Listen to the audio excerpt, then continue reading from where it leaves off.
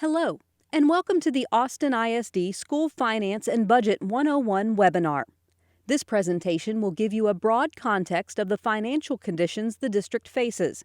Later, you will have the opportunity to participate in a budget prioritization survey, the results of which will help inform the decision-making process as we develop the preliminary budget proposal for the coming school year and years to come. How do we pay for Austin ISD? Funding a school district of 130 schools with over 80,000 students and nearly 12,000 staff is a rather complex task. To help us through the process, we're guided by a few fundamental principles. First and foremost, as a publicly funded entity, we are committed to transparency. This means educating the public about the district's finances and budget priorities in addition to providing ample opportunities to give feedback to help inform the decision-making process. A focus on efficiency becomes increasingly critical in the face of decreasing resources and increasing academic standards set by the state. We prioritize efficiency by evaluating programs and priorities to find creative cost savings and by working to reduce investments in programs that have not produced sufficient results. This ensures that every dollar results in better outcomes for students, because ultimately that is what we are about. Which brings us to the foundation of our process, making sure that wherever our money goes, it is tightly aligned with our mission and vision as outlined in our strategic plan. The 2015 through 2020 strategic plan provides us with focus and direction in the annual budgeting process. It is the result of months of work and genuine consensus building by community members, educators, district administrators, and the Board of Trustees.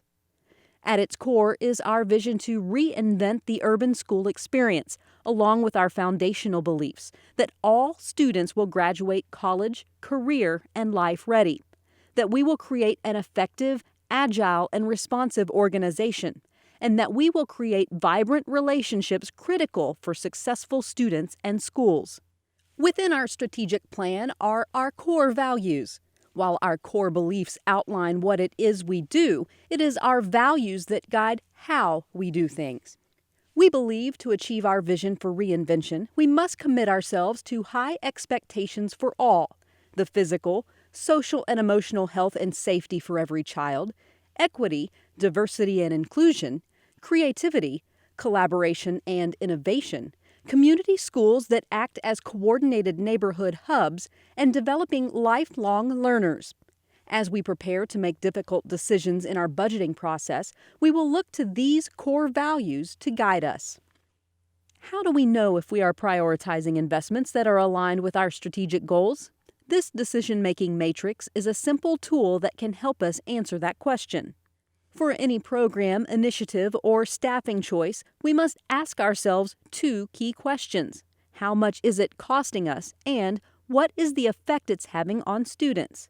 We can measure student gains with a number of criteria such as grades, attendance, test scores, or behavior, just to name a few.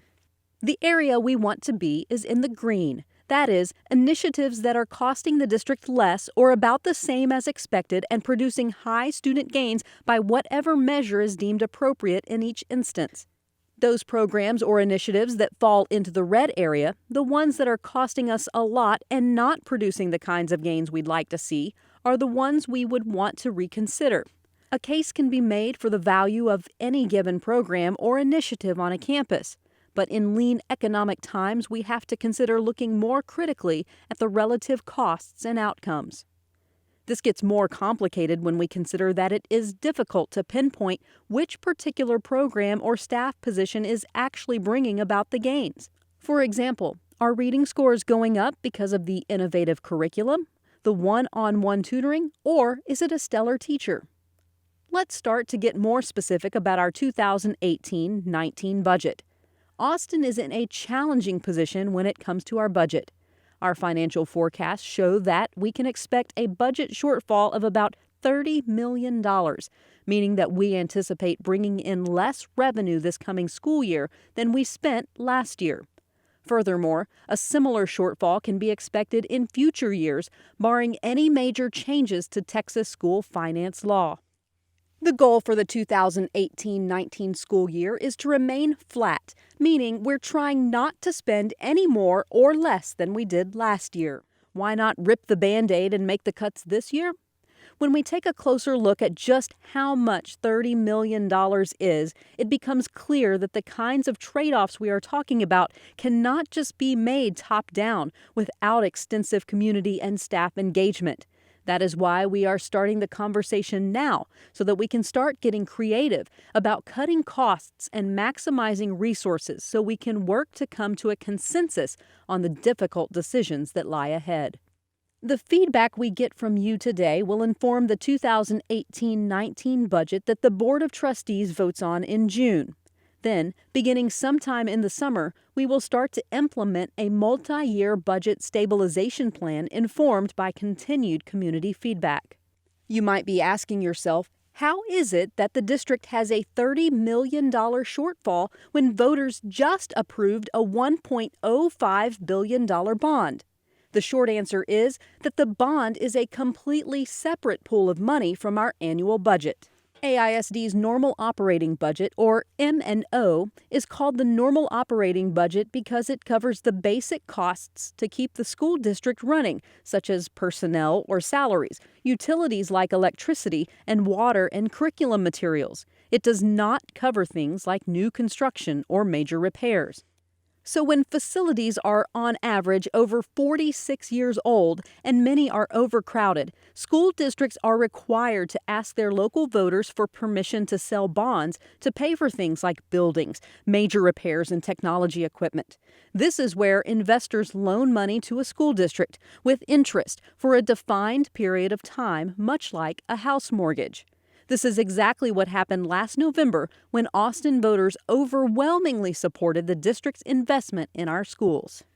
So yes, last November 2017, voters did approve a $1 billion bond to address overcrowding and critical needs, improve technology, and modernize its schools. But this money can only be used as outlined in the bond and cannot be used to cover gaps in our normal operating budget. If you were following the news leading up to the bond election last year, you may have heard that one of the great things about bond funds is that they are not subject to recapture. All the money stays in Austin. Once we understand what that means, we will get to the bottom of why our normal operating budget is constricting.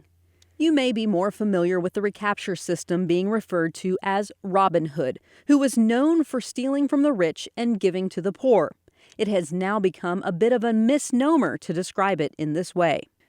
Recapture is a law that was initially passed to help support school districts considered property poor, meaning their properties are relatively affordable. Keep in mind, our schools are funded primarily from our property tax dollars, so school districts where properties not valued very highly would have less revenue to fund their schools. In a city like Austin, where property values are skyrocketing, you would think Austin ISD would be flush with cash.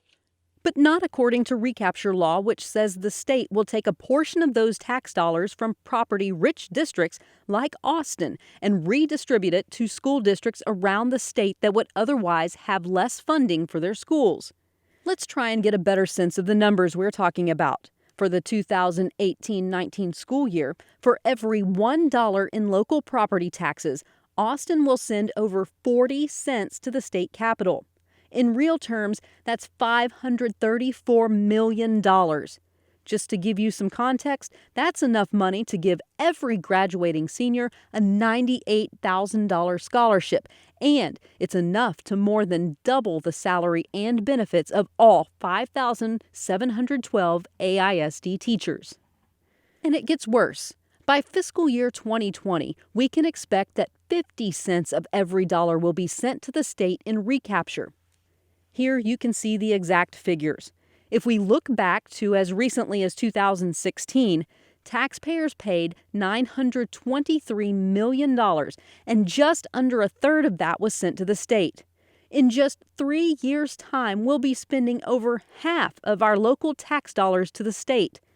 So while our property tax bills are certainly going up, you can see that year by year, we are getting to keep a smaller percentage of those dollars. You might say that the idea behind recapture is fair. Students in less wealthy districts deserve the same quality education offered in wealthier districts. The problem is that since the law was passed in 1993, no major changes have been made to the formula, even though Austin is clearly a very different city than it was in 1993. If we look at some figures for the student population we serve, we see that 1 in 2 students is economically disadvantaged. 1 in 3 has a first language other than English, and 1 in 10 students are classified as having a learning or other disability. Austin ISD is committed to meeting the diversity of needs of its students by offering things like breakfast in the classroom, dual language programming, small class sizes, and counseling, but these things cost money. That's why it is a bit of a misnomer to refer to recapture as Robin Hood. Austin may be considered property wealthy, but if you keep in mind that much of our property tax revenue comes from commercial properties downtown, we can see how the high values of these properties has little to do with the relative means of the families we serve. Furthermore, not all of the dollars collected in recapture are redistributed to Texas schools. Remember, recapture dollars go to the state's general fund. Once there, it's difficult to track. What we do know is that the state collects more money in recapture than it allocates out. That means that many of the property tax dollars Austinites are paying don't even end up supporting Texas schools, but instead fund other needs throughout the state. To summarize, Austin ISD is the single largest payer of recapture among over 1,022 school districts in Texas. AISD's payment alone equals 25% of all state collections. Between 2017 and 2021, AISD is projected to pay almost $3.1 billion in recapture. By 2019, more than one-half of every M&O tax dollar collected by AISD will go to the state. Aside from recapture, Austin ISD faces a number of other budget pressures that compound the problem. Declining enrollment is another cause of decreasing revenues. We can see that enrollment peaked in the 2011-12 school year and has declined by about 4% since then. Some of the reasons for this are that many families can no longer afford to live in Austin. On top of that, Austin is experiencing a declining birth rate, increased competition from charter schools. While you might think that it costs less to educate fewer students, students to not leave the district in neat units of 22 and under-enrolled schools cost the district more per pupil. At the same time, Title I federal funding has seen significant decreases due to changes at the federal level and decreases in the number of economically disadvantaged students in Austin ISD. Despite the tightening of our budget, Austin ISD has managed to keep its spending relatively flat despite the ongoing pressures of our budget, such as inflation in the cost of health care, utilities, fuel, and software. As you can see, over 86% of Austin ISD's budget after recapture goes to staff salaries. With an annual budget of around $788 million, that leaves just over $100 million to cover the rest of our expenses. $30 million would cut pretty deeply into that $100 million, so you can see how it would be quite the challenge to keep the deficit from impacting staff and salaries. Something else to keep in mind is that when we talk about cutting programs, the fact is that the vast majority of programs are supported by staff, so most any conversation about cuts have a human impact. Now that we understand where we are at financially and why, let's start to wrap our heads around the reality of a $30 million deficit. The red bar represents our target of a $30 million reduction in spending. The green bar is the total Title I funding Austin ISD receives. Sometimes it's easy to think, well, the district needs to clean house over its central office. Here you can see that the total of all central office administrative staff comes to just over $17 million. Even if we eliminated all those positions, we're barely halfway to our target. Often people suggest we just need to green our schools, just turn the lights off and stop running the AC. Unfortunately, no amount of energy savings is going to get us near our target. The total of all energy expenditures in AISD, including water, electricity, and gas, comes to just over $25 million. And finally, folks often suggest that we just start renting out our facilities when not in use. Right now, the district brings in about $1.6 million from renting facilities. So even if we were to double or even quadruple that number, we'd still be barely making a dent in the deficit. So what's next? Please help us understand your priorities for the 2018-19 school year by taking our Budget Prioritization Survey. Moving forward, share your knowledge with other parents, colleagues, and community members and stay informed. And of course, register to vote and participate. The laws that govern Austin ISD finances are largely decided in the Texas legislature. Now that you have an understanding of the district's fiscal forecast, please take a moment to provide us with feedback about your priorities. Please click this link to be taken to the AISD Budget Prioritization Survey. As we mentioned earlier, the feedback you share today will inform decisions about the 2018-19 budget. There are 4 priority items in the survey. You can double-click or drag the titles into the center where it says Your Priorities and put them in order of importance to you. These are the biggest ticket items under consideration, so by ordering them, we are asking you to think about if the district could only fund one of these priorities, which would be the most important to you.